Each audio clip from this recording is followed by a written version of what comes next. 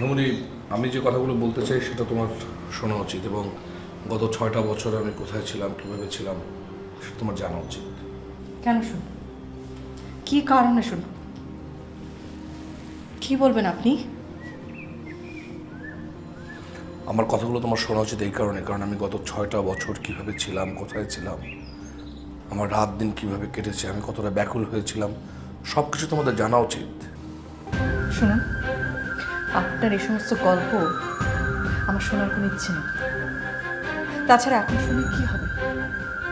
বৃথা সময় নষ্ট করা ছাড়া আর কিচ্ছু না। 6টা বছর আমি আপনার জন্য অপেক্ষা করেছি,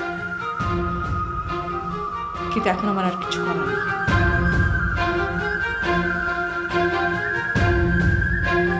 আপনি আসতে পারেন। না, আমি কোথাও যাব না। আমি আমার কথা শেষ করবো, তারপর এখান থেকে যাবো।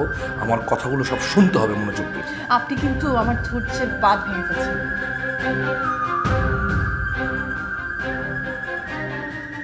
একে আপনি অনুমতি ছাড়া আমার ঘরে প্রবেশ করেছেন, সেটা নিয়ে হয়তো আমি কিছু বলিনি, কিন্তু এখন আপনি আমার উপর জোর খাটাতে চাইছেন। কি কারণে? কারণ আমি টিয়ার বাবা, তাই।